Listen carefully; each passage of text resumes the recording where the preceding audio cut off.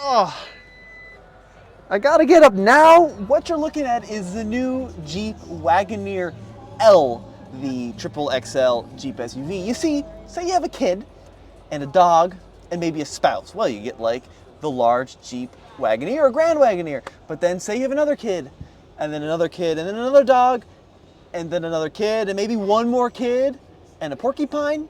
Well, that's where you need the Jeep Wagoneer L and Grand Wagoneer L, because this thing is a massive 12 inches longer than a standard Wagoneer, and that space is down to the cargo. You nearly have 20 cubic feet more cargo space in the Wagoneer L than the standard Wagoneer, and 12 inches longer overall, 7 inches of that in the wheelbase. But let me get out of the back here and talk a little bit about the design of this model. So you can really see the difference between the L and the standard wheelbase when they're parked side by side like this. So look at the overhang on that model versus the overhang on the L. It is significantly bigger, especially when you start factoring the size of the rear window. This is definitely suburban size. It is not Tahoe, it's the full-blown enchilada. Now, pricing, we don't really know. This model, if you were to get this exact trim in the two-row, would be like 79, 80 grand. So it's quite expensive. The one we're gonna look at in a second is gonna be quite a bit more than that, because that is the Grand Wagoneer L Series 3, which starts at like $110,000. So we are pushing the top ends of Mercedes GLS, Cadillac Escalade, right? Very, very premium high-end models. Now, let's not focus on this one. Let's go to the Grand, because I think the Grand is the coolest news here. So under the hood of this model is a brand new engine. It's a twin turbo engine with 510 horsepower. 510. So they've really increased the power output on this new model. And that's thanks, of course, to forced induction, which you can see right there, the new Hurricane engine.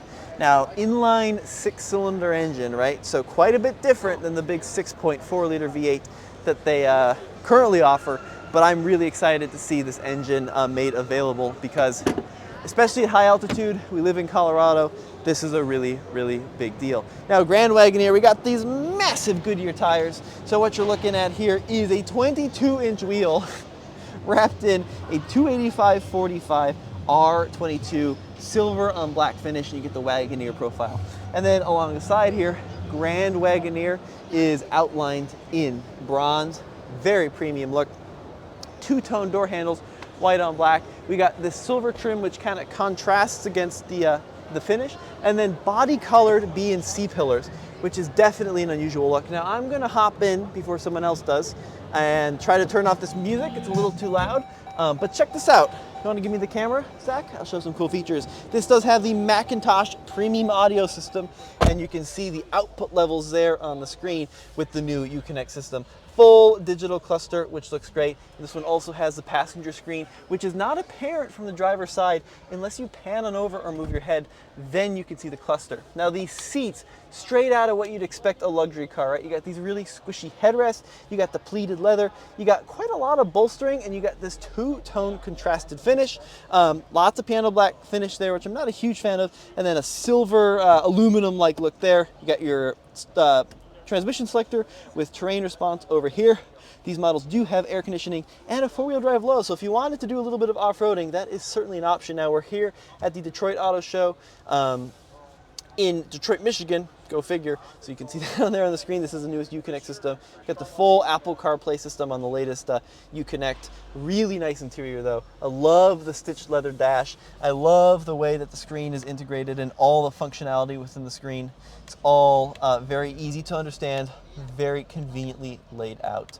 So let's get out of the front seat and maybe focus on the back, because this is where I think folks are going to be the most interested, because you're buying a Wagoneer L. Now, room in the second row is immense. Amazon Fire TV here. We can go ahead and watch some TV if you wanted to. Got more screens. There's something like 9 screens in here, which is absolutely nuts, but you can change your air circulation in the back of the Grand Wagoneer. And then we've got USB ports located down there. And I love this, very Lincoln-like actually, out of the Navigator, kind of same way they did this, is pretty darn similar with some additional storage. Another USB. I mean, what like, Jeep took every USB outlet they had and every screen and went bleh, just threw it at this thing. It's nuts. Now let's hop into the rear seat. You can fold it like that. You can also slide it, see what the 3-row capability is like in this model. Of course, this one has the captain's chairs, and ooh, it's good, really good. Look at the legroom.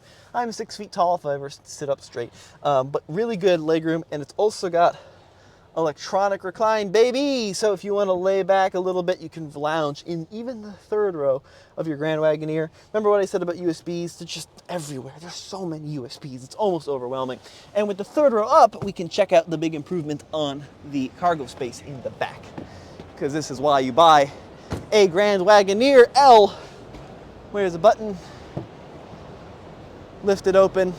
Now, even on a standard Wagoneer, this is a pretty good space, but on this model, right, you got lots and lots of area, probably a meter worth from the edge of the tailgate to the back of the seat, and you can even put the seats down just over here. They electronically fold, and that is now the party space in the new Jeep Grand Wagoneer. Now, if you want to tow, this is probably the right vehicle for you. Towing of up to 10,000 pounds is hidden underneath there behind this little cover.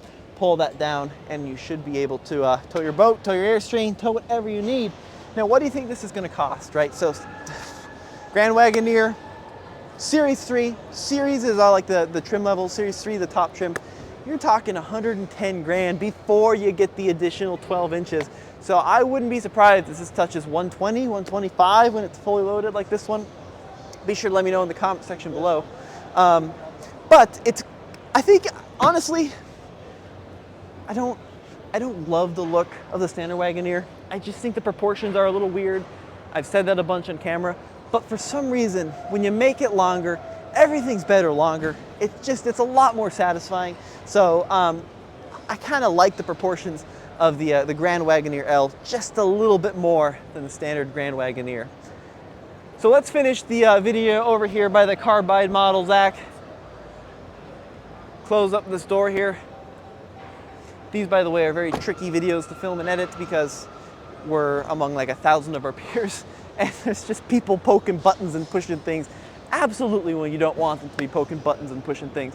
But it's cool. Now, my dad is actually flying out to drive the long Wagoneers very shortly, like next week. He's heading out, so we'll get to experience that.